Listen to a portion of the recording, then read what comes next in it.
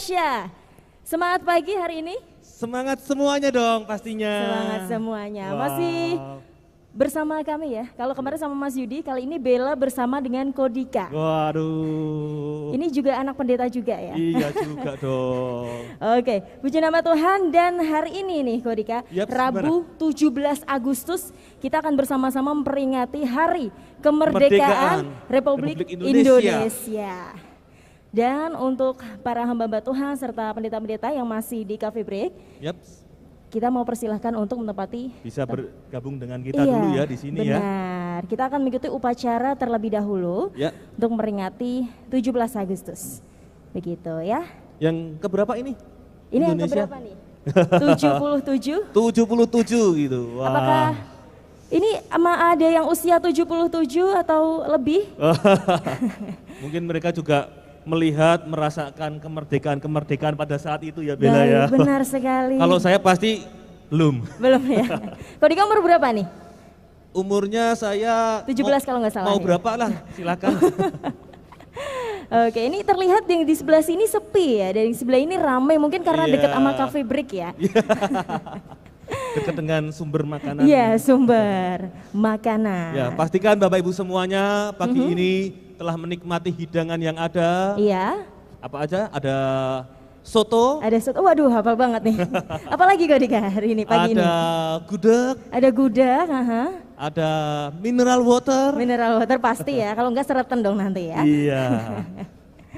Oke. Lalu bagaimana ini Bella setelah ini apa yang harus kita mau lakukan bersama-sama? Benar sekali, yang pertama nanti kita akan mengikuti upacara dan tadi sudah mengikuti doa pagi ya Bapak Ibu dan kasih Tuhan. Ini ada yang nggak ikut doa pagi nggak nih? Nah, kalau ini nggak ada yang mau angkat tangan nih. Ikut doa pagi semua ya tadi ya. Nah, kemudian eat breakfast juga sudah dilaksanakan. Nanti sesi 3 ini akan disampaikan oleh Pendeta Jeffrey Rahmat nih sesi 3 nih, keren banget. Berturut-turut ya? Berturut-turut kan nanti setelah sudah. sesi 3, sesi keempat juga kan? Sesi keempat juga, waduh. Ini kalau orang Jawa bilang warek sampai blokek-blokek gitu. Kenyang sekali begitu ya. Kemudian nanti dilanjut lagi Cafe Break. Coffee break lagi. Luar biasa, ini selain makanan rohani, makanan jasmani juga kita berlimpah-limpah luar biasa ini. Berkat Tuhan, haleluya untuk STT Sakala ini Sinode JKI ya terkhususnya. Kemudian nanti sesi 4 dilanjut lagi sama Pastor Jeffrey Rahmat from JPCC.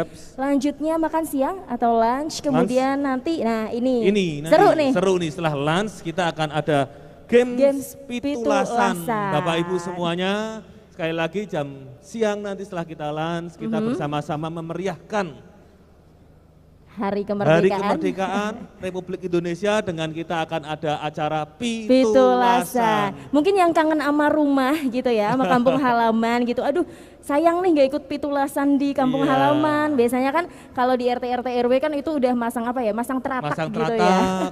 Ngecat jalan. Iya, ngecat jalan, pengalaman ya Bapak ya. Ngecat jalan gitu. Nah, ini mungkin kalau merindukan tenang aja. Di sini nanti kita akan ada games tersebut. Games Pitulasan. Gitu. Tapi pastinya ini seru. Lebih seru lagi firman Tuhan yang akan disampaikan melalui hambanya. Betul. Begitu. Kita akan kenyang, kita akan puas secara jasmani, rohani, refresh kita pulang nanti. Iya, benar banget. Dan apakah masih ada yang di Cafe Break? Kami tetap menunggu. Yang di Coffee Break dan mungkin yang masih ada di kamar di bawah juga bisa. Ayo kita kumpul di sini, join. Setelah ini kita akan mengikuti acara upacara. Dan selanjutnya akan diberkati melalui firman yang disampaikan oleh Pastor Jeffrey Rahmat from JPCC, Jakarta Praise Community Church. Anyway, setelah itu nanti akan ada dari Pendeta Yusuf Rogoyono nih di sesi kelima ya, wow.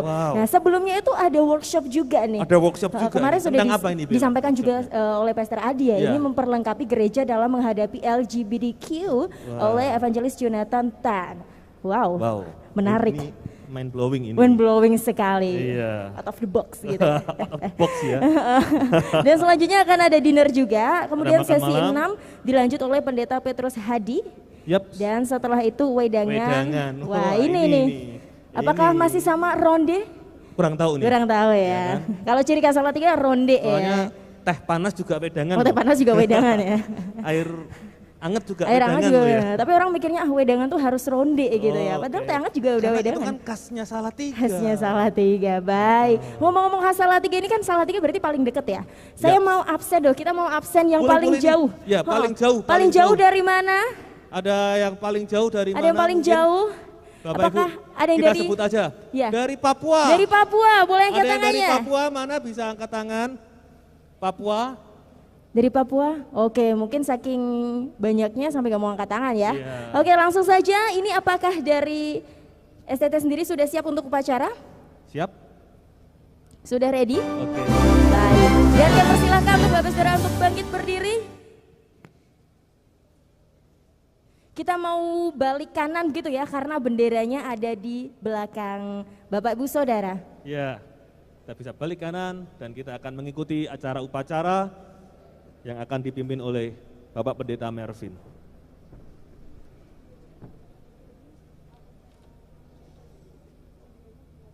Mohon maaf sekali lagi Bapak Ibu semuanya, bisa Bapak Ibu balik kanan lagi karena menghadap ke saya. Walaupun benderanya di sana ya. Ya. Oke. Terima kasih banyak, sekali lagi mohon maaf dan mari sekali lagi kita akan mengikuti acara upacara pada pagi hari ini memperingati kemerdekaan Republik Indonesia yang ke-77. Shalom. Shalom.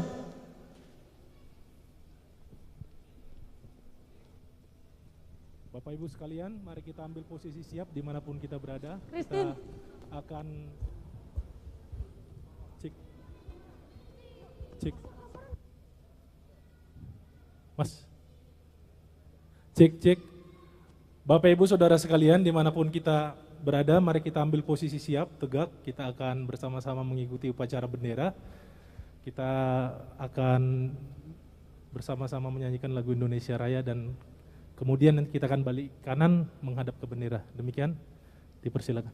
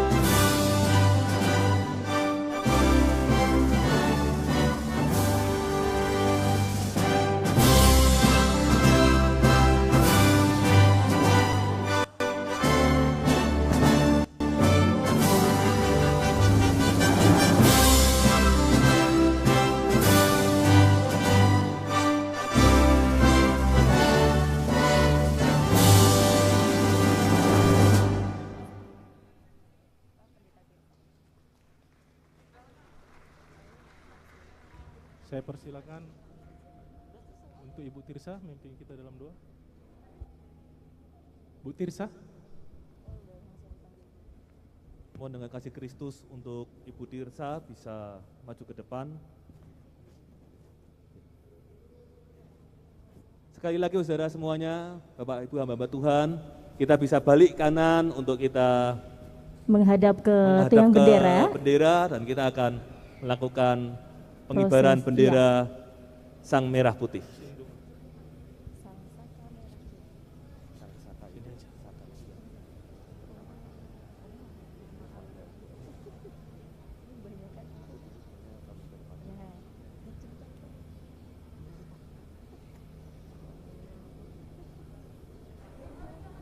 Pasukan saya ambil alih, seluruhnya siap, gerak.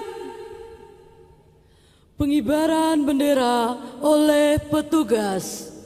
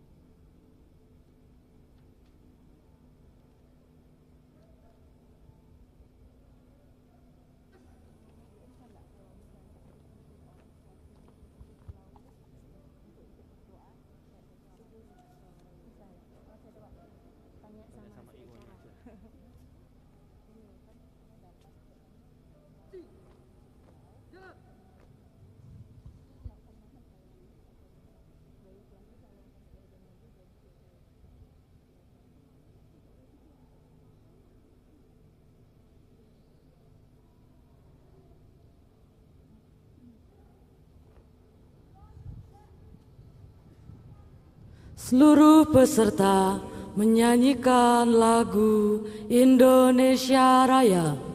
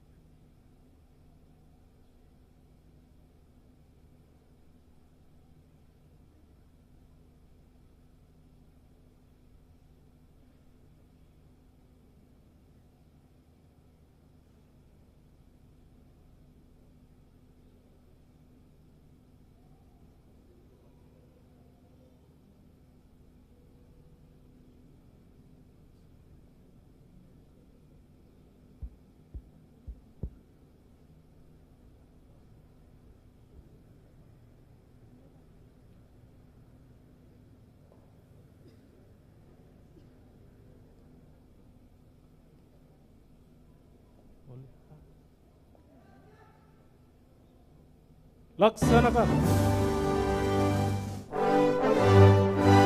dan tanah air.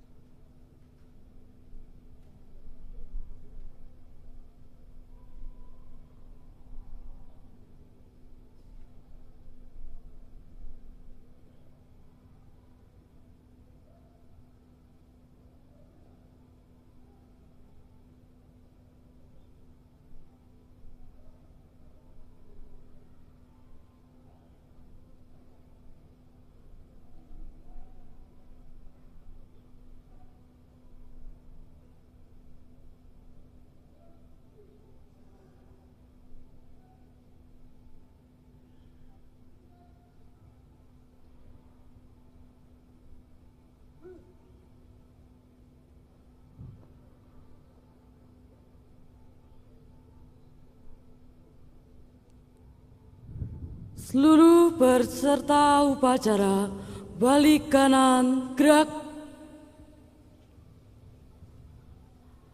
Lapor kepada pembina upacara bahwa upacara telah selesai. Kembali ke tempat, bubarkan. Laksanakan.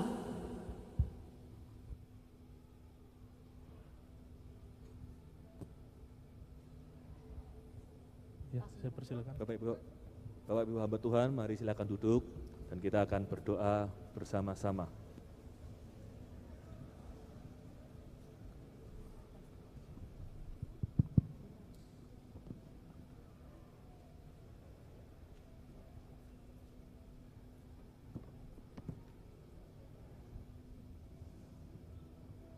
Baik, kita akan berdoa, tapi saya minta maaf untuk kita sepakat berdiri kembali.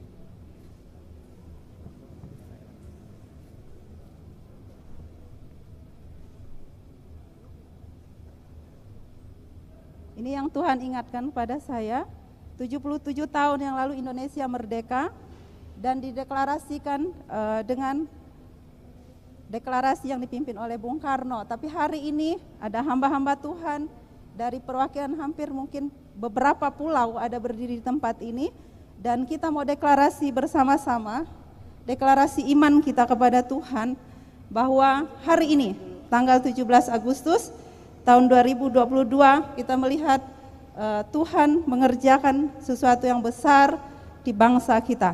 Kita sepakat, kalau sepakat nanti saya akan perkatakan, Bapak Ibu aminkan, dan ini sebagai doa kita di hadapan Tuhan.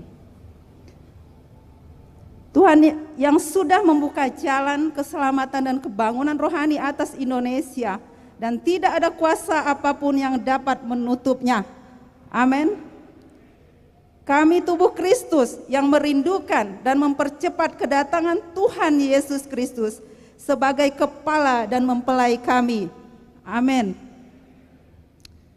Roh Allah seperti yang tertulis di Yesaya 11 ayat 2, roh Tuhan, roh hikmat dan pengertian, roh nasihat dan keperkasaan, roh pengenalan dan takut akan Tuhan akan menaungi Indonesia. Amin. Ini adalah masa penggenapan semua janji Tuhan atas Indonesia. Amin. Kemuliaan Tuhan sudah datang dan dinyatakan atas Indonesia. Amin. Dengan otoritas yang diberikan Tuhan berdasarkan Lukas 10 ayat 19, kami menahan setiap pekerjaan kuasa kegelapan yang merusak Indonesia. Amin. Indonesia akan pulih lebih cepat dan bangkit lebih kuat. Amin. Dalam nama Tuhan Yesus Kristus terjadi dan tergenapi atas hidup kami, pulau kami dan bangsa kami. Kita katakan amin 3 kali. Amin, amin, amin. Kita deklarasi 3 kali. Kita teriakkan deklarasi kita bukan merdeka, tapi kita perkatakan bahwa Indonesia dipulihkan. Yang pertama Indonesia dipulihkan. Yang kedua Indonesia mengalami keselamatan, Indonesia diselamatkan. Yang ketiga, Indonesia penuh kemuliaan Tuhan. Amin, sepakat? Kita teriakkan deklarasi kita, pekik kemerdekaan pertama, Indonesia dipulihkan, Indonesia diselamatkan. Yang ketiga, Indonesia penuh kemuliaan Tuhan. Kita bersama-sama, 1, 2, 3. Indonesia dipulihkan, Indonesia diselamatkan, Indonesia penuh kemuliaan Tuhan. Kita beri kemuliaan untuk Tuhan. Baik, terima kasih Pendeta Tersa, dan langsung saja kita mau mulai praise and worship bersama dengan Unlimited Fire Band. Mari sekali lagi kita berikan kemuliaan buat Tuhan kita, Allah yang hidup, amin. Amin. Apa kabarnya pagi hari ini Bapak Ibu Saudara yang dikasihi Tuhan, luar biasa, amin. Mari lambaikan tanganmu yang luar biasa, haleluya. Seberapa dari kita yang hari ini percaya bahwa kita semua diberkati, lambaikan tanganmu. Amin. Wow, semuanya saya mau denger nih, karena ini dalam rangka 17-annya. Teriakan terkeras dari Bapak Ibu Saudara, merdeka 3 kali, oke? Dalam hitungan ketiga kita akan teriak merdeka, merdeka, merdeka. Oke? Dalam hitungan ketiga, musik bantu ya. Oke? 1, 2, 3, merdeka, merdeka, merdeka. Sorak-sorak kemuliaan Tuhan kita. Terima kasih Tuhan buat semua anugerah-Mu yang Kau berikan buat setiap kami yang ada di tempat ini. Kami bersyukur punya Allah seperti Engkau Bapa. Ini waktunya kami menaikkan ucapan syukur kami yang terbaik bagi nama-Mu Yesus. Come on, sing with us. Kasih yang begitu besar, lebih kuat dari dosa. Kasih yang menemukanku, selamatkan dan pulihkanku. Semua Ku naikkan syukurku, tak akan berhenti memuji, meninggikan nama-Mu selalu, menaik, memuliakan-Mu. everybody shout it out. Dibangkitkan hidup yang kali dan kini hanya untuk-Mu. Hey!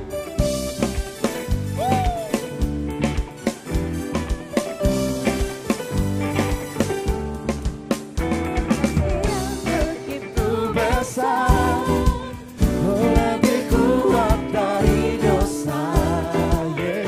Kasih yang menemukanku, selamatkan dan pulihkanku. Satu suara. Ku naikkan syukurku. Here we go.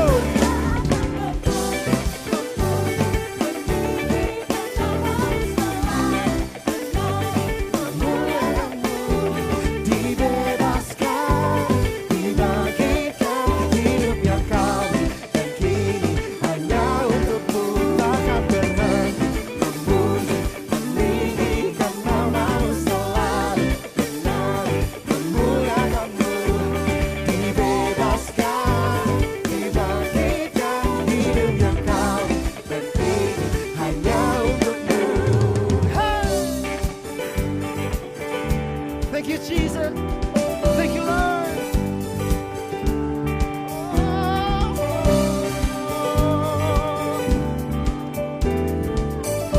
Bersama-sama katakan, ku naikkan syukurku.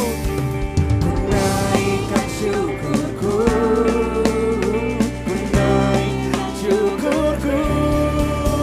Oh, bos. Yes, sayang. Woo.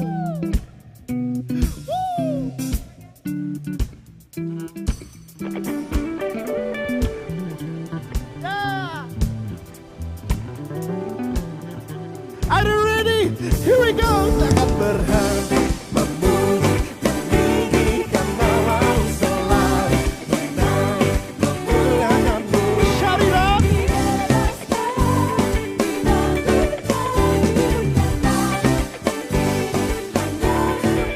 Takkan berhenti memuji, meninggikan nama-Mu selalu, menaik, memuliakan-Mu.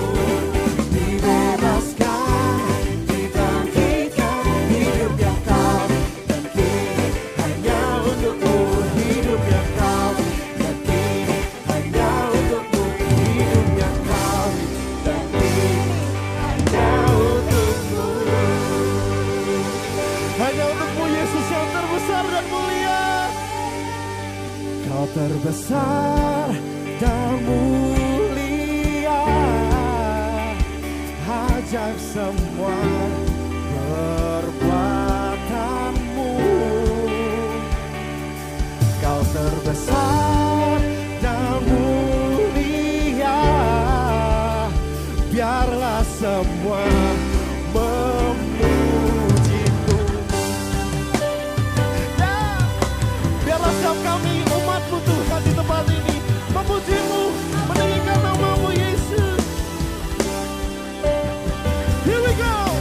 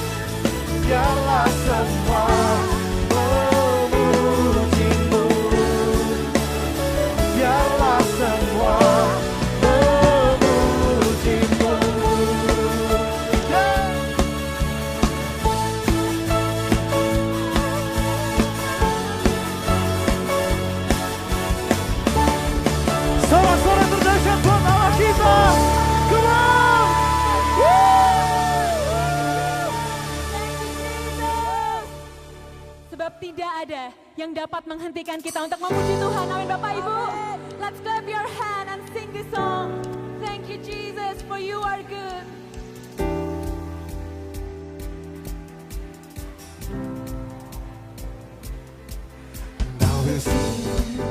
I will sing of your love for me.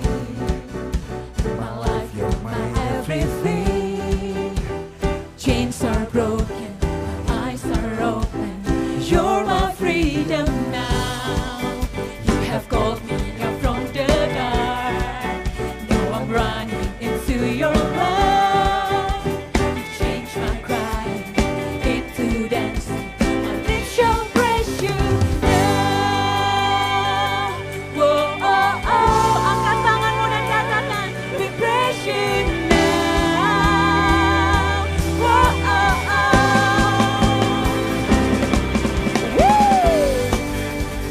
Nothing's gonna stop us now. Nothing's gonna stop us now. From praising, praising, from praising you. Nothing's gonna stop us now. Nothing's gonna stop us now. From praising, from praising, from praising you. Whoa, oh, oh.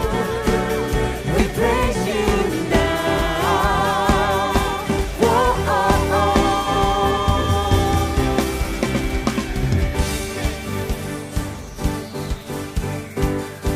Mari Bapak Ibu katakan. Oh, I will sing of your love for me. In my life, you're my everything. Oh, chains are broken, my eyes are open. You're my freedom now. You have called me out from the dark. Now I'm running into your light. You changed my cry into dancing. It shall praise you now. Oh, oh, oh. Angkat tanganmu, we praise you now. Oh, oh, oh. 1, 2, 3, go!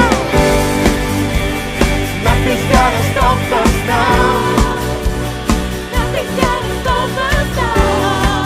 From praising, from praising, from praising you. Nothing's gonna stop us now.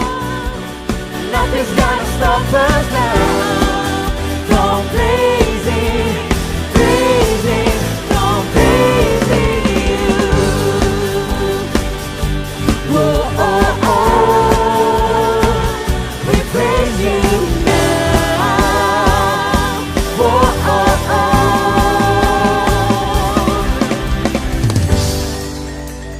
Ikuti gerakan kami Bapak Ibu.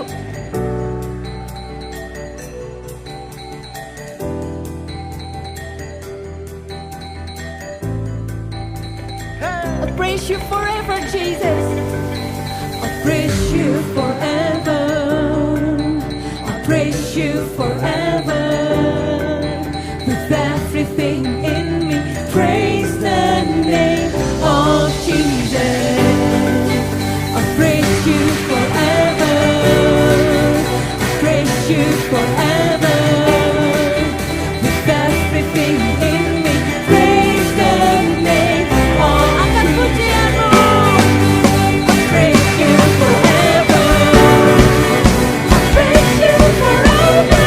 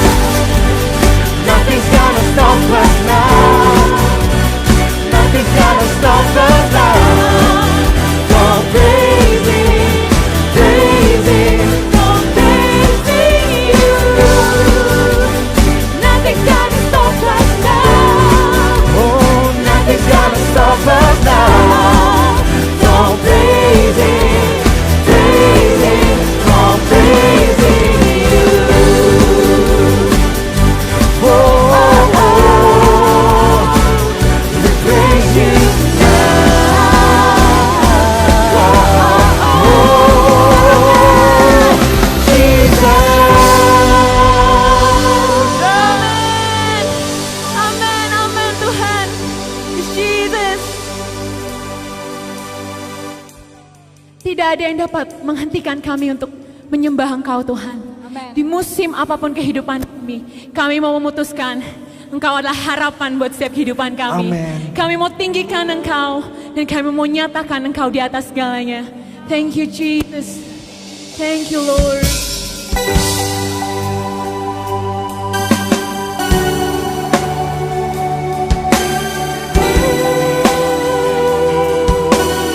Kau pengharapan setiap kami Tuhan. Kau kekuatan setiap kami. Thank you Lord.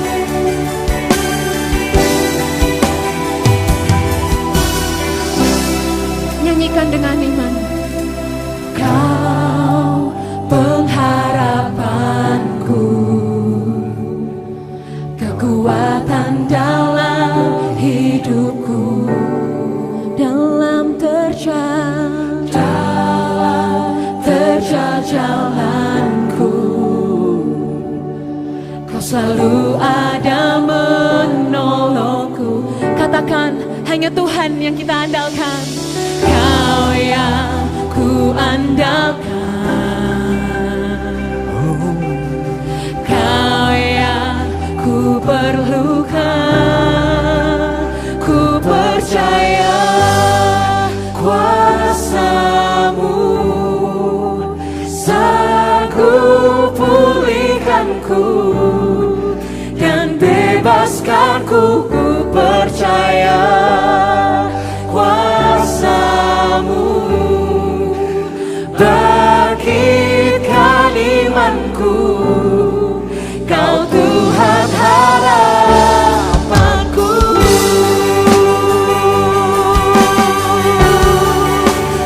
Kau harapanku Tuhan. Harapan kami Tuhan.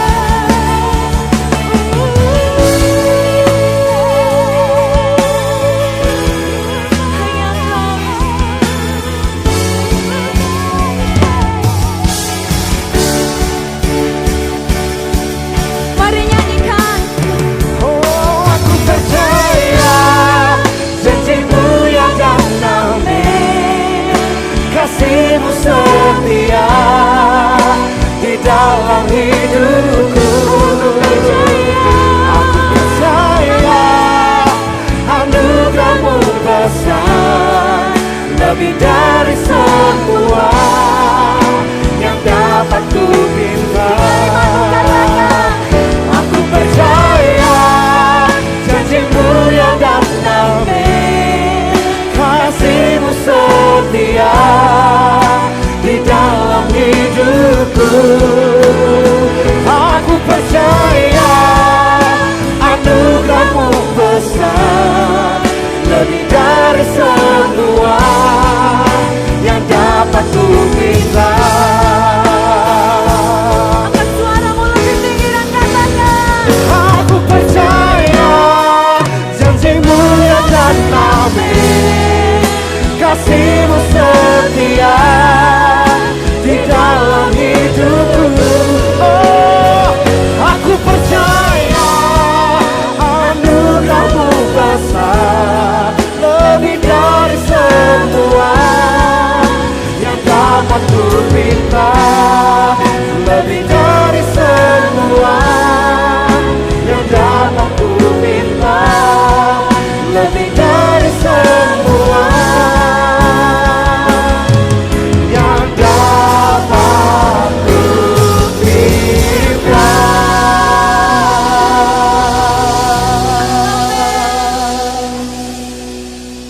Saya bersyukur untuk kasih-Mu yang baru setiap pagi.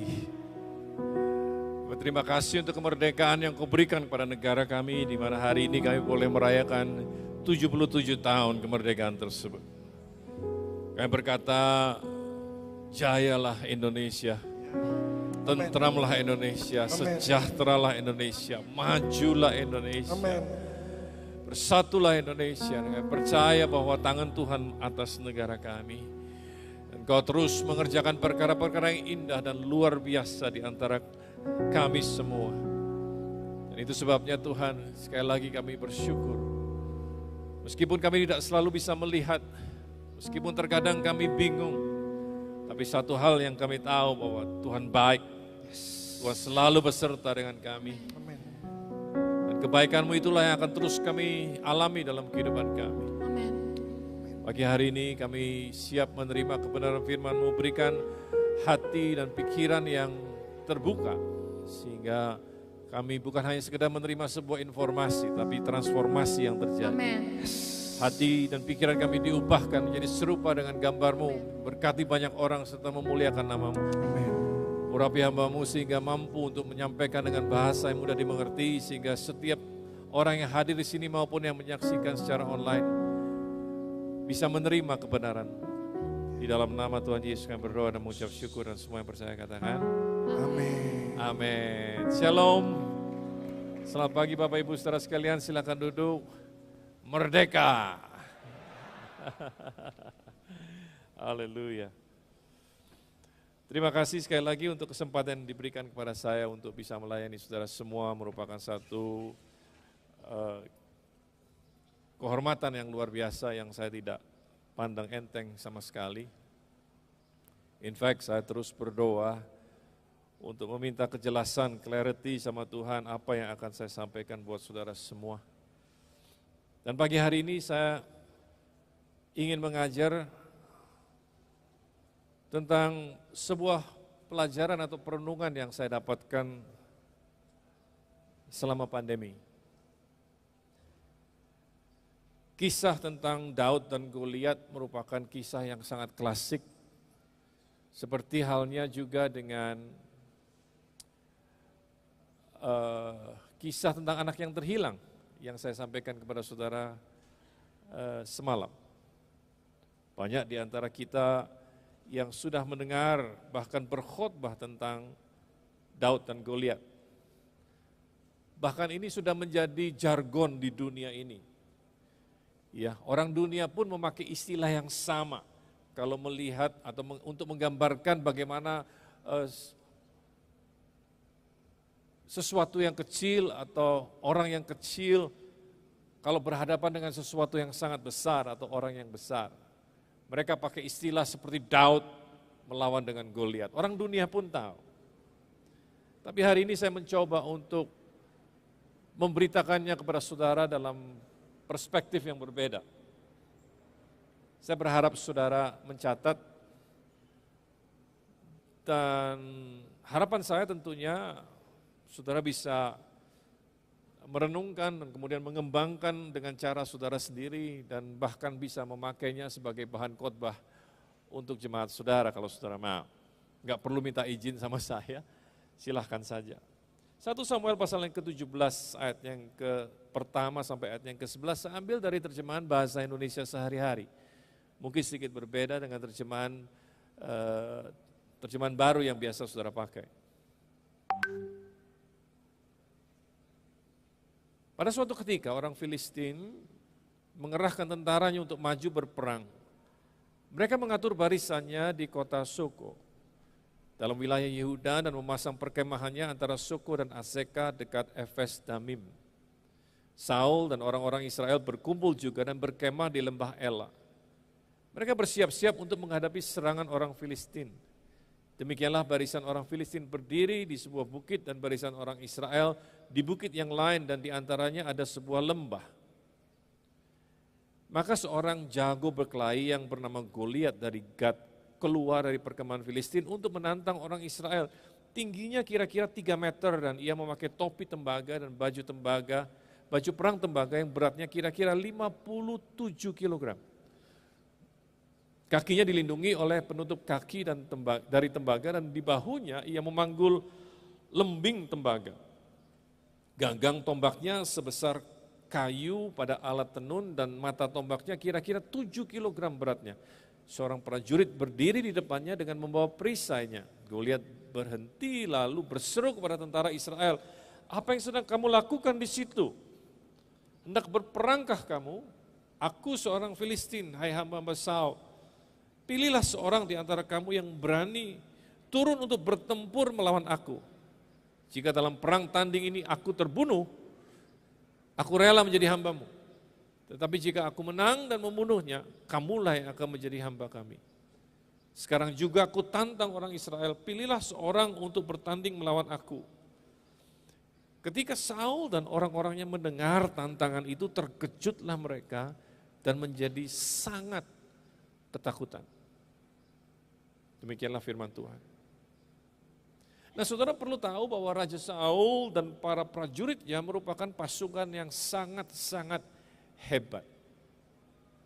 Rekam jejak perang mereka sangat mengagumkan. Saudara bisa cari sendiri sebelum ini, ya, di Alkitab mereka selalu menang dalam peperangan, bahkan mereka merupakan pasukan yang menakutkan bagi musuh-musuh mereka.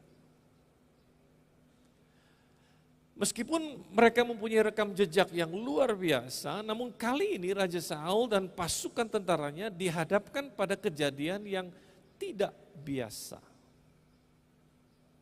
Orang-orang Filistin yang menjadi musuh mereka memakai strategi yang berbeda dengan biasanya. Dan strategi orang Filistin ini tidak diantisipasi oleh Saul dan tentaranya. Mereka berpikir mereka akan perang dengan bangsa Filistin dan mereka pikir sama seperti yang lainnya, kita pasti menang melawan orang-orang Filistin ini. Tetapi mereka kaget bukan main karena strategi kali ini yang dipakai oleh bangsa Filistin berbeda. Dan ini sama sekali tidak bisa diantisipasi atau tidak diharapkan sama sekali oleh orang Israel. Karena kali ini bangsa Filistin hanya mendorong seorang tentaranya yang bernama Goliat untuk maju dan menantang siapa saja dari pasukan Israel untuk duel 1 lawan 1. Dan sepertinya strategi ini membawa hasil karena Raja Saul dan tentaranya mendengar tantangan itu dan melihat Goliat yang tinggi besar, ya, jagoan tentara Filistin, mereka sangat ketakutan. Sudah bisa bayangkan, tentara Israel yang selama ini selalu diunggulkan, sekarang terlihat sangat lemah. Bahkan mereka ketakutan. Mengapa demikian? Sebab selama ini Raja Saul dan tentaranya selalu bertempur secara berkelompok. Mereka belum pernah dalam sejarah mereka bertempur ditantang satu lawan satu.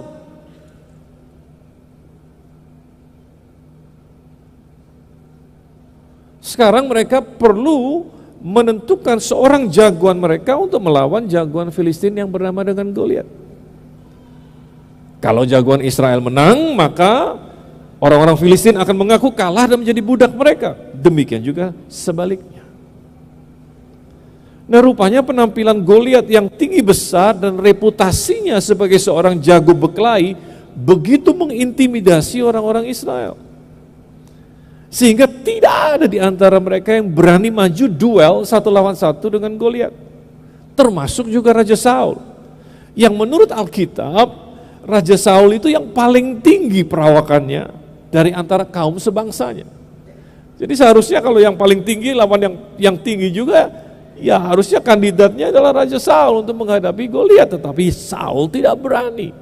Dan Alkitab berkata setiap hari selama 40 hari Goliat maju menantang bangsa Israel, namun tidak ada dari orang-orang Israel yang berani maju menghadapinya. Sampai kemudian kita tahu ada figur lain yang muncul di medan pertempuran, yaitu seorang yang masih sangat muda, yang tidak punya pengalaman untuk berperang, namanya Daud. Saudara tahu bahwa ayah Daud ini namanya Isai, mempunyai 8 orang anak laki-laki, 3 dari 8 orang anak laki-lakinya menjadi prajurit dan bergabung dalam pasukan Raja Saul. Nah, ceritanya hari itu Daud disuruh oleh ayahnya untuk mengantarkan makanan kepada 3 orang kakaknya sekalian mencari tahu apakah mereka masih hidup apa tidak. Dan pada saat Daud sampai ke perkemahan tentara Israel, Daud menyaksikan hal yang sangat tidak biasa dia lihat. Dalam 1 Samuel 17 ayat 23 dan 24 dikatakan sedang ia berbicara dengan mereka, tampillah maju pendekar itu namanya Goliat orang Filistin dari Gad, dari barisan orang Filistin. Ia mengucapkan kata-kata yang tadi juga, jadi nantangin orang Israel. Dan Daud mendengarnya. Ketika semua orang Israel melihat orang itu, larilah mereka daripadanya dengan sangat ketakutan. Jadi Daud kaget menyaksikan sesuatu yang tidak biasa dia saksikan. Bayangkan kalau saudaramu, 3 orang kakak saudara itu bagian dari elit tim Kopassus umpamanya. Kan seharusnya saudara bangga, betul nggak ya? Saudara bangga karena 3 kakakmu ada di situ. Dan saudara mendatangi barak mereka. Tiba-tiba pada saat dia datang, kemudian dia lihat semua orang termasuk kakaknya ngibrit ketakutan. Tahu ngibrit ya? Satu kejadian yang sangat tidak biasa dia lihat. Kenapa ini semua terjadi? Kenapa jadi begini? Gara-gara 1 orang ini muncul. 1 Samuel 17 ayat 25 sampai 26 dikatakan, berkatalah orang-orang Israel, sudahkah kamu lihat orang yang maju itu? Sesungguhnya ia maju untuk mencemoohkan orang Israel. Orang yang mengalahkan dia akan dianugerahi raja kekayaan yang besar. Raja akan memberikan anaknya yang perempuan kepadanya dari kaum keluarganya, dibebaskan dari pajak di Israel. Bayangkan, dikasih hadiah, dijanjikan hadiah yang besar. Bahkan anaknya sendiri akan dijodohkan sama tentara siapa saja yang mau maju. Bahkan bebas pajak seumur hidup, tetap gak ada yang berani maju. Lalu berkatalah Daud kepada orang-orang yang berdiri di dekatnya, apakah yang akan dilakukan oleh orang yang mengalahkan orang Filistin itu dan yang menghindarkan cemooh dari Israel? Siapakah orang Filistin yang tak bersunat ini sampai ia berani mencemoohkan barisan daripada Allah yang hidup? Perhatikan kata Allah yang hidup di situ. Di sini kita dapat melihat perbedaan yang besar antara cara pandang tentara Israel dan cara pandang Daud. Tahukah saudara bahwa the real problem is the way you see the problem. problem yang sebenarnya adalah bagaimana cara pandang saudara terhadap problem tersebut. Itulah problem yang sebenarnya. Saudara bisa lihat keadaan yang sama, tapi dengan dua cara pandang yang berbeda.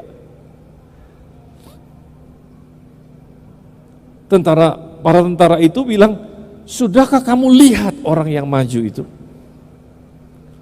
Para tentara Israel ini membesar-besarkan masalah, membesar-besarkan Goliat yang memang sudah besar. Mata mereka tertuju kepada besarnya masalah yang menghadang.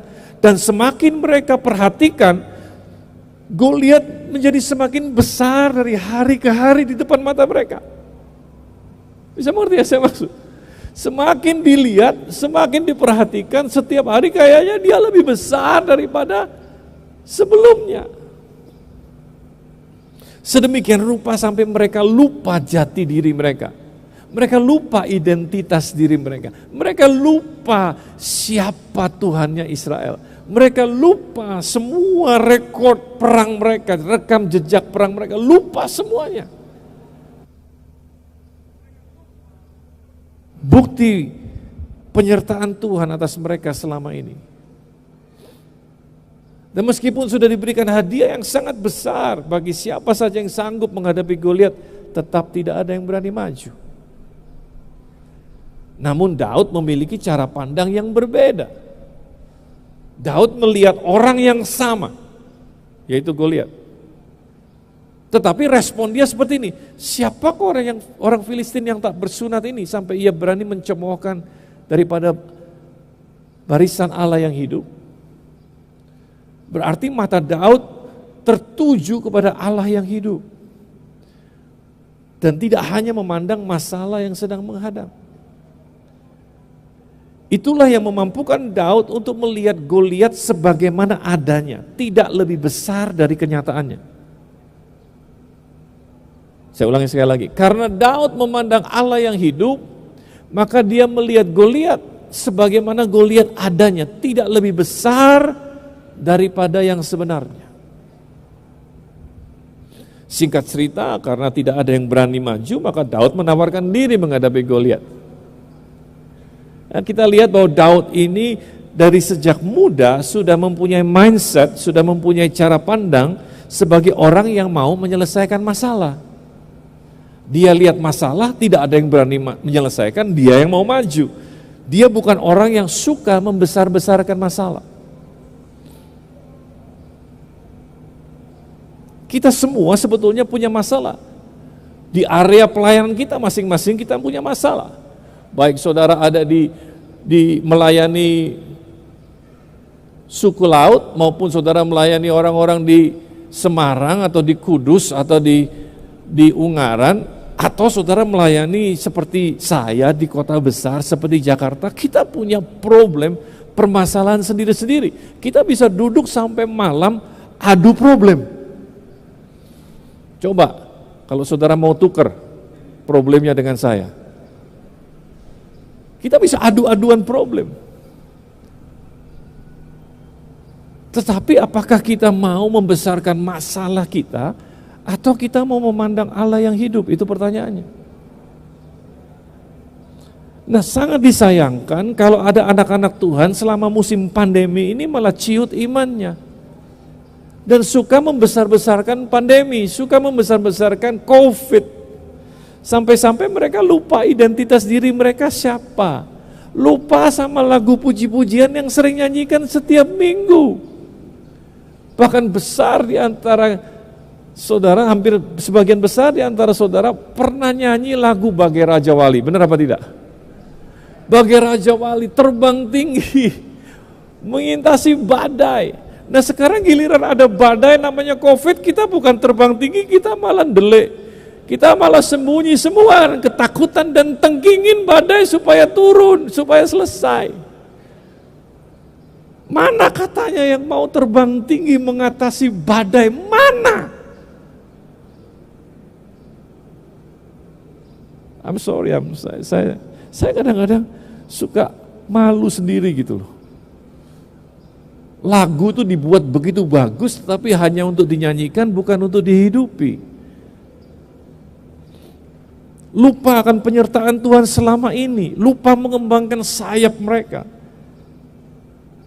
Dan mereka tidak dapat melihat kesempatan-kesempatan yang baik yang sedang lewat di depan mata. Nah, mari kita kembali ke cerita tadi. Tekad Daud untuk maju melawan Goliat tentu saja ditentang oleh kakak-kakaknya. Mereka tentu berpikir bahwa yang sudah sering perang saja, yang punya pengalaman combat, punya pengalaman bertempur saja tidak berani, kok ini adik mereka yang gak pernah bertempur malah sok-sokan mau maju melawan Goliat. Bagaimana pertanggungan jawab kakak-kakak mereka nanti kepada ayah mereka Isai kalau sampai Daud terbunuh? Dan di mata mereka, ini Daud ini pasti gampang banget dibunuh sama Goliat, mereka pikir begitu. Tetapi hal ini tidak menghentikan tekad Daud sampai-sampai Daud ini menghadap sendiri kepada Saul, sang raja.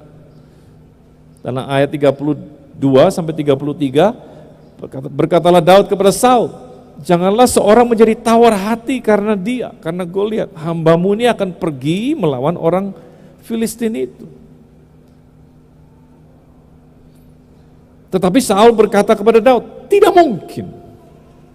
Bayangkan, pemimpin tertinggi bilang sama dia, tidak mungkin engkau dapat menghadapi orang Filistin itu untuk melawan dia. Sebab engkau masih muda, sedangkan dia dari sejak mudanya telah menjadi prajurit. Tawar hati menyebabkan seseorang kehilangan kekuatannya. Karena sudah tidak lagi dapat melihat sebuah pengharapan. Dan itulah yang diinginkan oleh si jahat agar kita ini menjadi tawar hati. Sama seperti Elia yang saya sebut kemarin, kalau sudah tawar hati gak bisa lihat masa depan. Karena gak punya pengharapan. Orang yang tawar hati kalah sebelum bertanding. Orang yang tawar hati selalu melihat ketidakmungkinan. Itu sebabnya Raja Saul mengatakan, tidak mungkin kamu bisa menghadapi dia. Tetapi Daud yang masih muda, penuh dengan semangat, meskipun diragukan kemampuannya oleh pemimpin tertingginya sendiri, Daud tidak putus asa. Begitu yakinnya Daud akan penyertaan Tuhan dalam hidupnya, sampai perkataan Raja Saul pun tidak menghalang-halangi dia untuk pergi melawan Goliat. Dan ini yang saya sebut dengan iman yang kokoh atau true faith. Tidak menjadi masalah meskipun harus berjalan sendirian, tidak jadi masalah meskipun tidak ada yang mendukung, tidak jadi masalah meskipun gak dikasih uang sama sinode, tidak jadi masalah meskipun tidak ada bisnismen yang mendukung saya, tidak jadi masalah kalau saya harus perang sendirian, tidak jadi masalah karena saya bertumpu pada Allah yang hidup. Amin ini amin beneran atau nanti giliran berhadapan dengan masalah sendirian, jangan tawar hati. Iman adalah dasar dikatakan, fondasi di mana kita membangun seluruh kehidupan kita, terutama sebagai orang percaya. Iman itu bahan dasar untuk kita mulai hubungan kita dengan Tuhan. Jadi iman yang sebenarnya membuat kita teguh berdiri, tidak tergoyahkan. Iman merupakan sebuah kepastian bahwa apa yang dinyatakan dan yang dijanjikan firman Tuhan itu benar adanya meskipun belum bisa dilihat. Namun memberikan keyakinan bahwa apa yang diharapkan akan menjadi kenyataan. Nah, besarnya iman kita kepada Tuhan dan kepada janji-janjinya tergantung dari seberapa besar pengenalan kita akan pribadi Tuhan. Bicara iman, bicara kepercayaan. Dan kepercayaan dibangun di atas karakter seseorang. Ingat ya, kepercayaan dibangun di atas karakter seseorang. Jadi kalau karakter seseorang itu tidak bagus, maka sulit buat orang untuk bisa percaya sama dia.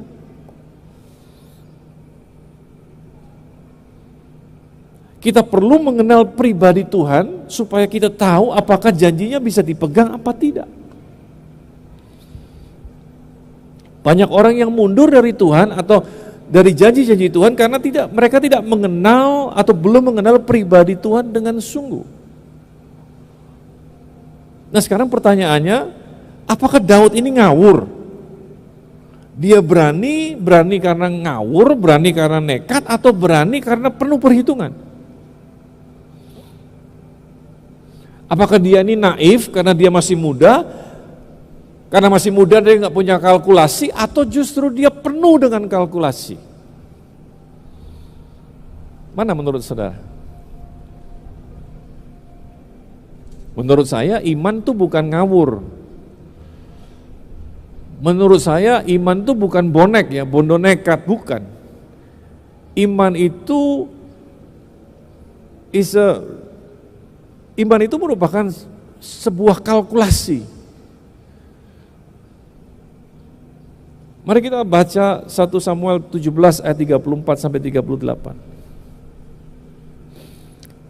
Tetapi Daud berkata kepada Saul, hambamu ini biasa mengembalakan kambing domba ayahnya. Apabila datang singa atau beruang yang menerkam seekor domba dari kawanannya, maka aku mengejarnya. Dia nggak sembunyi, dia kejar loh saudara. Ini nggak main-main. Singa atau beruang maju, dia bukan sembunyi, dia maju juga. Menghajarnya dan melepaskan domba itu dari mulutnya. Kemudian apabila ia berdiri menyerang aku, maka aku menangkap janggutnya lalu menghajarnya dan membunuhnya. Baik singa maupun beruang telah dihajar oleh hambamu ini. Dan orang Filistin yang tak bersunat itu, ia akan sama seperti salah satu pada binatang itu, karena ia telah mencemooh barisan daripada Allah yang hidup. Perhatikan, 2 kali dia ngomong, barisan daripada Allah yang, padahal dia nggak ikut barisan itu. Dia kan bukan anggota barisan itu, tapi dia anggota daripada Allah yang hidup.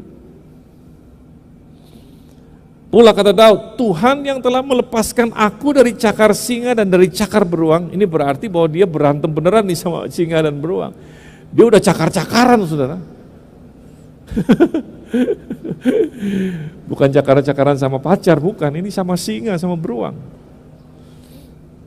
Dia juga akan melepaskan aku dari tangan orang Filistin itu. Begitu yakinnya dia bahwa Tuhan yang sudah melepaskan dia dari singa dan beruang, cakar singa dan beruang, akan melepaskan dia dari Goliat. Maka kata Saul kepada Daud, pergilah, Tuhan menyertai engkau. Karena nggak bisa ditahan, ya wis, karepmu dewe, yo ben, gitu kan orang bilang. Kalau mati ya yang mati kamu kok, bukan aku gitu. Silahkan, monggo mas, monggo kalau mau. Bagaimana menurut saudara setelah membaca ini? Apakah imannya nekat atau penuh kalkulasi? Penuh kalkulasi iman dia ini. Nggak nekat dia ini. Karena kalkulasinya didasari pengenalan dia kepada Tuhan. Saudara tahu, di padang gurun tersebut pada saat dia mengembalakan kambing domba ayahnya, tidak ada bala bantuan yang lain kecuali Tuhan yang hidup. Gak ada bala bantuan lain. Dia gak bisa panggil kakaknya, dia gak bisa panggil ayahnya, dia gak bisa panggil temannya. Kalau dombanya diterkam sama singa dan beruang, dia gak punya backup lain kecuali Allahnya yang hidup.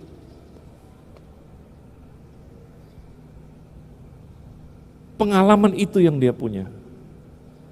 Daud tidak mengandalkan kekuatannya sendiri, tapi pengalamannya berjalan bersama dengan Tuhan yang hidup menjadi dasar keputusannya untuk melawan Goliat.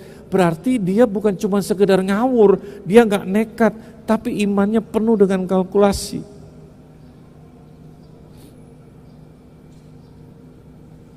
Ingat, Daud tidak pernah cari gara-gara sama beruang dan singa. Dia nggak iseng, ada singa, ada beruang digodain gitu, enggak. Dia hanya maju kalau singa dan beruang itu melukai kawanan dombanya. Dia bertarung karena rasa tanggung jawabnya untuk mempertahankan apa yang dipercayakan ayahnya kepada dia. Dan pengalamannya menyelamatkan binatang-binatang peliharaan itu membuat Daud sangat yakin bahwa Tuhan yang sama, Allah yang hidup itu akan menolong dia mengalahkan Goliat. Iman Daud muncul dari pengalamannya melakukan pekerjaannya sehari-hari. Bukankah itu Mengembalakan kambing domba adalah pekerjaan dia sehari-hari. Jadi iman kita muncul dari mana? Dari melakukan tugas kita sehari-hari. Dalam keseharian saudara, saudara bisa menemukan Allah yang hidup. Halo? Dalam keseharian saudara. Apakah itu saudara sebagai ibu rumah tangga, apakah saudara sebagai kepala sekolah, atau sebagai guru, atau sebagai pekerja biasa, atau sebagai seorang bisnismen, atau sebagai seorang pelayan Tuhan, saudara bisa menemukan pengalaman tersebut dalam pekerjaan saudara. Nah, kisah tentang Goliat ini mengajarkan kepada kita pentingnya punya iman personal, pentingnya punya iman pribadi.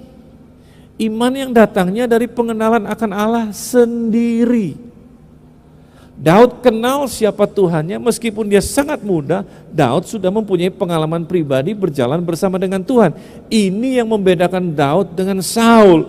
Sedangkan Raja Saul selalu bertempur dalam kelompok. Saul berani karena dia ada dalam gerombolannya. Imannya iman keroyokan, imannya iman kerumunan. Kalau bergerombol sama yang lain dia berani, tapi kalau sendirian dia nggak berani. Nah, saya temukan COVID atau pandemi ini menantang iman pribadi kita. Banyak di antara kita tidak sadar bahwa kita ini nggak punya iman pribadi, punyanya iman keroyokan, punyanya iman gerombolan. Begitu tidak boleh kebaktian, tidak bisa kebaktian, begitu nggak bisa cell group, nggak bisa ngumpul, disuruh diam di rumah, di lockdown, apalagi kalau kena COVID harus isoman selama berhari-hari. Di situ kita ditantang, apakah kita punya iman sama Tuhan? Apakah api kita masih bisa nyala meskipun sendirian? Dan kenyataan membuktikan tidak banyak orang yang apinya bisa nyala sendirian.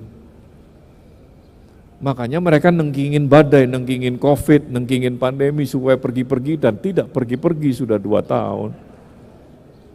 Berarti Tuhan sedang berbicara kepada kita supaya kita ini punya pengalaman sendiri sama Dia. Iya, kalau rame-rame gak ada yang tahu. Sama kalau saya bilang, ada orang yang sok jago kalau dia bergaul sama jagoan.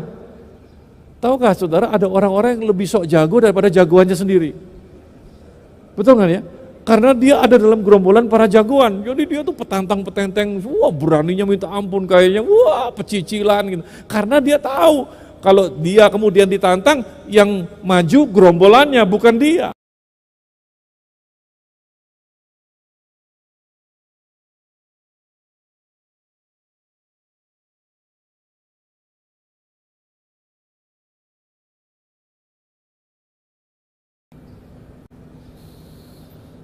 Jadi pada saat Saul ditantang oleh Goliat, tidak ada yang berani menerima tantangan itu, bahkan dia dan tentaranya pun gak berani. Sedangkan Daud punya kebiasaan bertempur sendirian. Itu sebabnya saya salut sama teman kita kemarin yang bersaksi di pelayanan di suku laut, sendirian. Perang sendirian, gak ada yang dukung. Gak jadi masalah. Jangan kecil hati kalau engkau sendirian. Justru engkau bisa membuktikan Allahmu yang hidup pada saat engkau sendirian.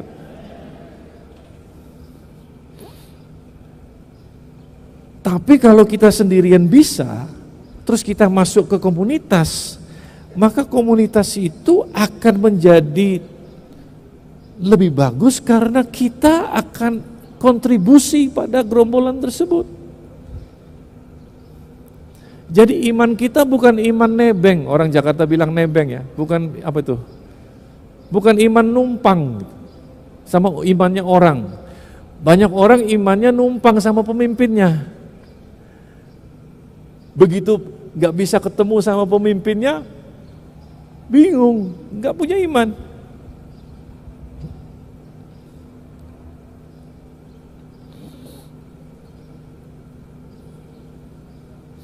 Banyak yang gak berani berjuang sendirian. Saya mengerti ada banyak orang waktu kena virus harus isoman. mereka berperang dengan pemikiran-pemikiran negatif, benar nggak ya? Waduh, gimana kalau mati? Gimana kalau nggak bisa sembuh? Waduh, sesek, semakin lama semakin sesek, nggak bisa napas, batuk-batuk terus pikiran negatif terus menyerang dan dia harus berhadapan sendiri. Covid buat saya membuktikan, pandemi ini mengajarkan buat saya bahwa dalam hidup ini ada kalanya kita harus berhadapan dengan persoalan kita sendirian. Di mana kita tidak bisa mengandalkan orang lain selain bertempur sendirian. Memang benar, kita nggak bisa bertumbuh sendirian. Betul, saya mengaminkan itu. Saya juga sering ngomong demikian. Kita harus bertumbuh dalam sebuah komunitas. Itu sebabnya mengapa saudara sekalian harus bergabung pada sel group. Seperti kata Pak Ketua kemarin, kita harus punya sel group karena satu orang nggak bisa menguasai ratusan orang. Kita cukup mengembalakan sekelompok orang. Namun komunitas yang sehat, di mana kita menjadi bagian di dalamnya, harusnya justru mendorong kita untuk membangun iman pribadi, bukannya nalangin imannya orang. Halo? Yang terjadi dalam kelompok sel kebanyakan, satu orang nalangin imannya orang lain, sehingga orang lain semua tergantung sama dia. Harusnya sel group itu membangun supaya setiap orang punya iman sendiri-sendiri, jadi nggak usah ada yang nalangin. Jadi kalau makan, nggak usah satu orang terus yang ngebayarin dia, bisa gantian ngebayarin gitu, ngerti nggak? Karena punya kekuatan iman yang sama. Kan repot juga tuh, males juga kalau setiap kali makan dia terus yang harus bayarin, dia terus yang, dan yang lain keenakan dibayarin, ya akhirnya nggak pernah berjuang sendirian, ya dibayarin terus. Ada banyak anak-anak Tuhan yang terlalu nyaman dengan hidup dalam komunitas, selalu diperhatikan, selalu didoakan, selalu dihibur, selalu dibeli ayat-ayat, sehingga lupa mengembangkan hubungan pribadinya dengan Tuhan sendiri. Kalau kita mempunyai iman personal, kemudian kita masuk dalam sebuah komunitas, maka kita memberikan kontribusi kepada komunitas tersebut, sehingga komunitas tersebut menjadi lebih kuat karena kita.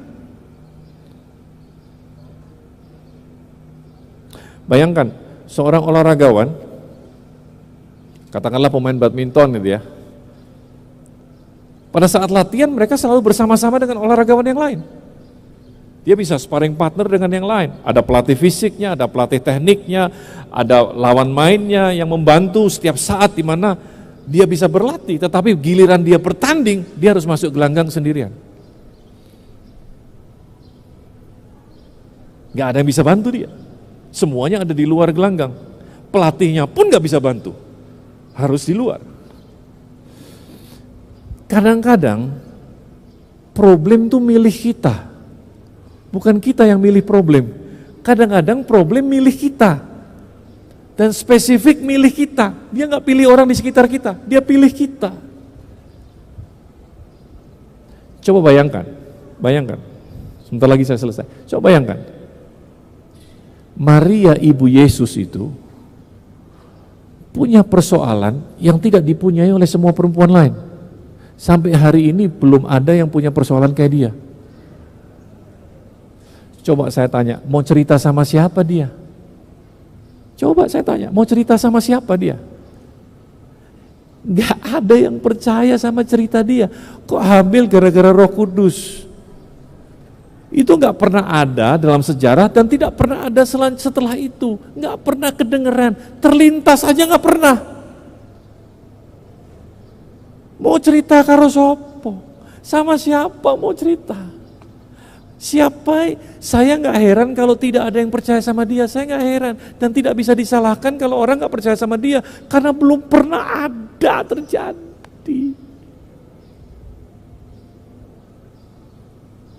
Dia harus berhadapan sendirian dengan permasalahan. Dan itu sebetulnya bukan masalah, itu berkat loh. Tapi berkat bawa masalah sebelumnya. Dan dia harus berhadapan sendirian. Bayangkan kalau dia nggak punya iman, dia pasti nyerah karena nggak bisa. Harus menahan semuanya sendirian. Makanya ditulis di Alkitab, semuanya disimpan dalam hatinya. Karena dia nggak bisa share sama yang lain. Gak bisa share sama yang lain. Semua disimpan dalam hati sama dia. Begitu Yesus pun muncul, gak pernah ada yang punya anak model kayak Yesus. Lo betul gak ya? Jadi mau cerita sama ibu-ibu yang lain gimana cerita? Gak bisa. Orang umur 12 sudah pergi nyelonong sendirian, hilang. Terus argumentasi sama ahli-ahli Taurat, anaknya sopo iki, gak ada yang bisa tahu. Gimana cara masuk ikut seminar parenting, seminar orang tua, gak ada yang punya masalah kayak Ibu Maria ini. Yang ngajar pun nggak tahu, yang ngajar juga nggak tahu gimana caranya mendidik orang seperti Yesus. Belum lagi Yusuf, tunangannya. Saya gak heran Yusuf mau ceraikan dia, mau putuskan hubungan, karena nggak ada orang yang pernah punya pacar dihamili Roh Kudus. Mau cerita sama siapa? Coba, mau cerita sama siapa? Karena persoalan itu begitu pribadi, dia nggak bisa cerita sama siapa-siapa. Nah, pada saat itu banyak orang yang kemudian tawar hati biasanya, marah sama Tuhan. Belajarlah dari Maria dan Yusuf.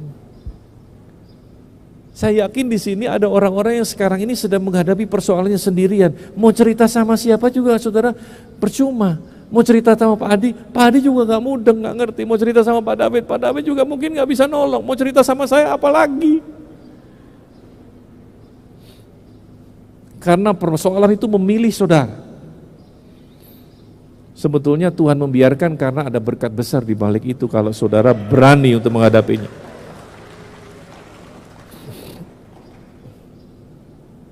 Ini malaikat ngerekam loh, yang tepuk tangan ini direkam semuanya.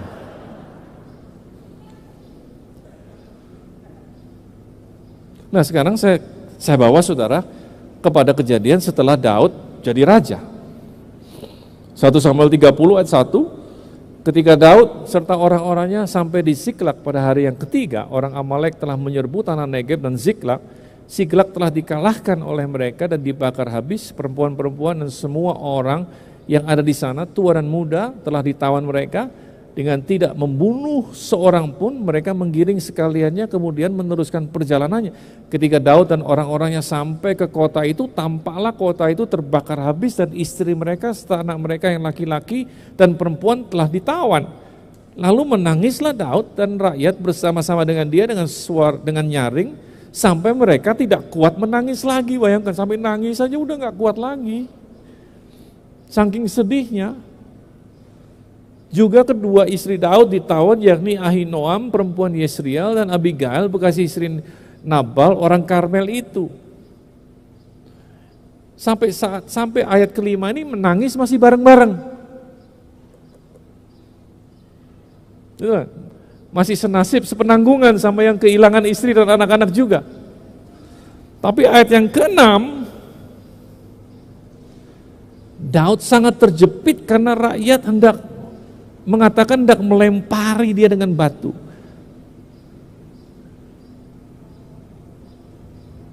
Sampai ayat 5 masih keroyokan nih, masih sama-sama nangis nih, masih sama-sama senasib, sepenanggungan.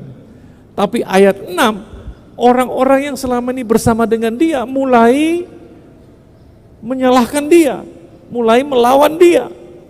Bahkan orangnya sendiri mau lemparin dia dengan batu.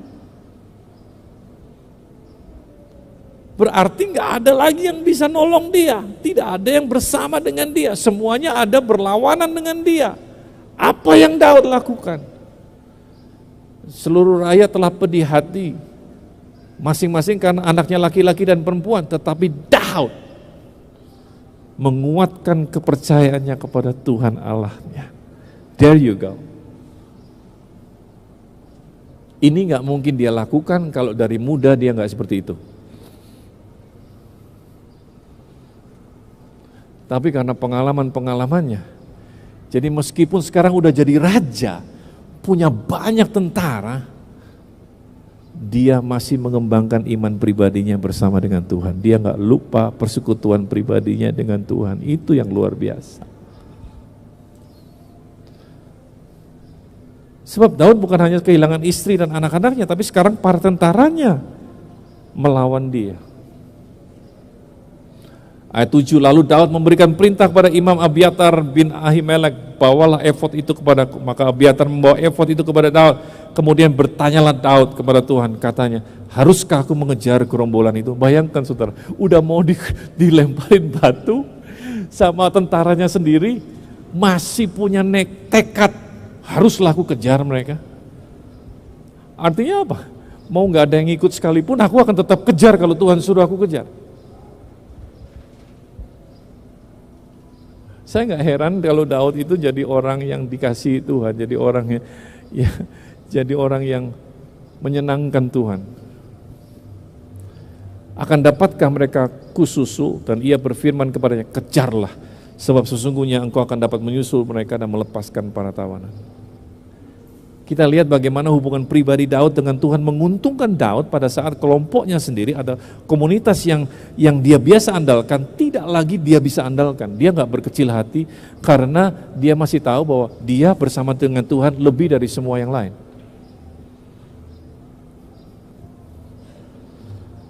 Bahkan kemudian dia menulis Amsal 23. Dari situ kita bisa tahu bahwa Daud mengenal Tuhan dengan lebih sungguh itu justru pada saat dia ada dalam keadaan sulit. Baca sebentar ya, Mazmur pasal yang ke-23 kemudian saya selesai. Dikatakan begini, Tuhan adalah gembalaku, takkan kekurangan aku. Ia membaringkan aku di padang yang berumput hijau, ia membimbing aku ke air yang tenang, ia menyegarkan jiwaku, ia menuntun aku di jalan yang benar oleh karena namanya. Perhatikan, dari ayat 1 sampai ayat 3, Daud menggambarkan Tuhan dengan kata ia. Tuhan digambarkan sebagai orang ketiga, ia itu artinya orang ketiga. Tapi dari kata ia, kemudian tiba-tiba dia berubah dari ia. Kemudian di ayat keempat, sekalipun aku berjalan dalam lembah kekelaman, aku tidak takut bahaya sebab engkau itu orang kedua. Berarti lebih dekat atau lebih jauh Tuhan? Lebih dekat. Justru pada saat dia berjalan dalam lembah apa? Kekelaman. Sekalipun kau berjalan dalam lembah kekelaman, aku tidak takut bahaya sebab engkau besertaku. Gadamu dan tongkatmu itulah yang menghibur aku. Engkau menyediakan hidangan bagiku di hadapan lawanku. Engkau mengurapi kepalaku dengan minyak, pialaku penuh melimpah.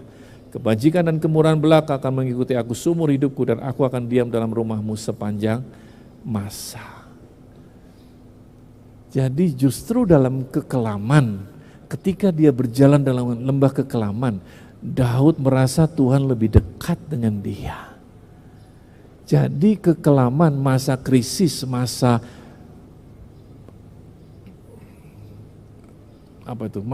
sulit seharusnya merupakan kesempatan buat saudara mengembangkan iman pribadi, karena Tuhan dekat dengan saudara. Tapi banyak di antara kita justru nengkingin kekelaman supaya pergi, dan kita kehilangan kesempatan untuk bisa dekat dengan Tuhan. Daud luar biasa. Dan saya berharap saudara bisa belajar dari Daud. Apa yang kita pelajari hari ini atau di session pertama ini? Kita perlu melihat masalah dengan memakai lensa Allah yang hidup. Kita perlu melihat masalah dengan memakai lensa yang hidup. Lensa Allah yang hidup. Kedua, kita perlu menjadi seorang pemecah masalah, bukan orang yang suka membesar-besarkan masalah. Ketiga, kita perlu membangun iman personal kita supaya kuat, dan itu dimulai dari mengundang Tuhan dalam keseharian kita. Yang keempat, yang terakhir, iman yang sesungguhnya tidak tergoyahkan meskipun kita harus berjuang sendirian. Sampai ketemu di session berikutnya. Tuhan Yesus memberkati.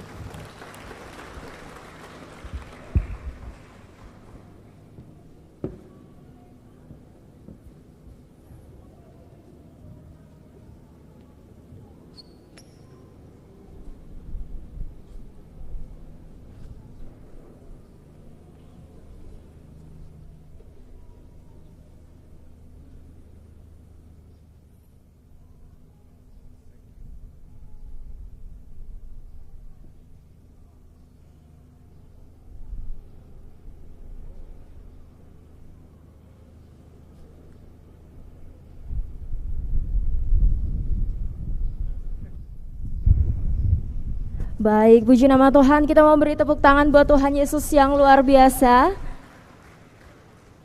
Terima kasih Pastor Jeffrey Rahmat untuk sesi pertama di hari kedua ini. Dan setelah ini kita akan kembali praise and worship. Kemudian setelah itu kita akan mulai cafe break. Dan nanti di 10:30 atau pukul 10:30 kita akan mulai lagi sesi selanjutnya bersama dengan Pastor Jeffrey Rahmat. Pastor Jeffrey Rahmat kembali. Dan kami mau mengingatkan untuk Bapak Saudara yang mau untuk foto atau mengabadikan momen di retreat ini ya. Bisa foto booth di sebelah kanan kami. Di sebelah kanan kami, ada di belakang Bapak Saudara semuanya. Ya, di belakang, that's mean berarti di sebelah kiri Bapak Saudara ya. Ya. Kemudian kita juga mau mengingatkan nih, di belakang banyak sekali ya ada booth dari Stand UF booth. Store. Yaps. Mau mengingatkan juga untuk bisa ada buku, kemudian ada baju. Kami minta tolong dari panitia, apakah ada? Iya, baik. Waduh. Dan sebagai informasi tambahan juga, UF Unlimited Fire ini merupakan apa nih, Kodika salah satu leader di sana, bisa dijelaskan? Iya. Panutan saya ini, nah ada satu buku yang judulnya sangat ngetren gitu kan, ya? mind blowing, out of the box. Judulnya adalah Ngegas Tapi Sayang. Ngegas Tapi Sayang. Oh, gimana ini nih? salah satu penulisnya Pastor Samuel Anton Sidarta, founder dari Unlimited Fire Pastor Youth Samuel Anton juga. Sidarta. Dan buku ini sangat dianjurkan. Jadi Bapak Saudara semuanya sangat dianjurkan untuk generasi-generasi untuk bisa diperlengkapi di dalam melayani Tuhan, komunitasnya, melayani di gerejanya. Bisa untuk baca hari ini di sini. Ini semua cara-cara dari hati, dari cara bagaimana untuk bisa bangun jembatan dengan pemimpin seniornya lah. Semua dituangkan di sini Bapak Ibu semuanya. Harganya juga sangat terjangkau. Sangat terjangkau. Dan pasti ketika kita belajar di sini, kita sangat diberkati, jauh lebih mahal dari yang kita beli ya. Wow, berarti kita sangat diuntungkan dari buku ini. Lalu juga ada buku juga, ini ada dari Jonathan Tan. Ini untuk workshop besok ya. Workshop besok. Baik. Jadi sebelum workshop mungkin bisa beli bukunya dulu ya, bisa pelajari dulu supaya besok bisa tanya-tanya juga nih ya. Betul sekali. Lalu ada juga ini Kak Bella. Iya, apa itu? Ada kaos merchandise dari UF Store. Nih belakangnya juga seperti ini, nih kece sekali Bapak Ibu. Kalau mau ingat generasi mudanya, ketua youth-nya atau mau anaknya, bisa dibelikan 1, 2 juga boleh. Iya. Saya berdoa beli 10 dapat 10. Dapat 10. Iya emang dong. Oh iya. Baik, kemudian kami juga mengingatkan lagi nih untuk Bapak dan sosial media dan juga YouTube ya. Mungkin kemarin ditayangin nggak ya, di mana ya, bingung mau lihatnya, tenang aja. Ditayangkan pasti di YouTube-nya Sinode JKI. Bisa Sinode JKI Kristen Indonesia Official. So don't forget to subscribe, like, and comment, dan juga nyalakan lonceng notifikasinya ya, untuk mengetahui lebih lagi informasi dari Sinode JKI. Selain itu ada juga sosial medianya, IG-nya apa nih, Kodika? Sosial medianya saya ngepek dulu ya. Iya. Sinode yang mana ini Bella? Sinode. Oh, sinode.jki.official. Jadi bisa follow juga Bapak Ibu semuanya. Follow dan juga tag postingan menarik dengan caption menarik. Yang menarik. Karena pastinya ini nanti akan dapat hadiah dari Sinode JKI. Wah, banyak sekali ya hadiah dari Sinode JKI ya. Luar biasa. Ya. Apakah dari UF sudah siap? UF Band?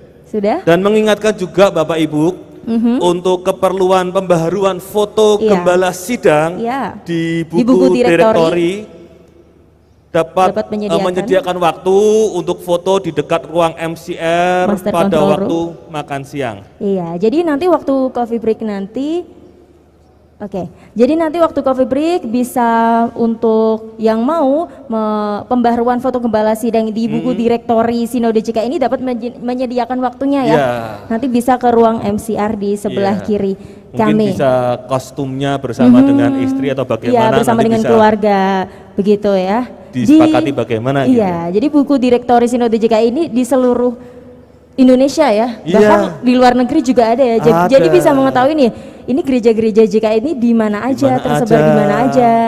Jadi ada, benar sekali. Iya. Dan bisa mengenal lebih lagi ya pendeta-pendeta di luar sana. Ya. Begitu? Baik. Kalau ada lagi? Oke. Dan kami persilahkan untuk Bapak Saudara bisa bangkit berdiri. Kita mau coffee break di sebelah kanan Bapak Saudara. Selamat menikmati hidangan yang ada, dan kami ingatkan lagi ya, yang mau foto silahkan di foto booth, nanti bisa langsung tag di Instagramnya sinode.jki.official dengan caption yang menarik, dan nantinya di tag sebanyak-banyaknya karena ada hadiah dari Sinode JKI. Ini hashtagnya bisa dilihat. Hashtag Red Sinode JKI 2022. Hashtag Red Sinode JKI. Sinode JKI, Kopeng, Salatiga, STTS Sangkakala, JKI. Wow. Ingat-ingat ya Bapak. Silakan bisa langsung ke kanan. Selamat menikmati hidangan yang ada. Hidangan yang ada. Kita berkumpul kembali di pukul berapa Kak Bella? Di 10:30. AKA 10:30 ya. Dan kita akan bersama-sama diberkati lagi di sesi selanjutnya. Masih bersama dengan Pastor Jeffrey Rahmat from JBCC Jakarta Praise Community Church. Selamat menikmati, Tuhan Yesus memberkati. Salam sehat. Mengingatkan kembali untuk tetap jaga kebersihan di area ini ya. Terima kasih.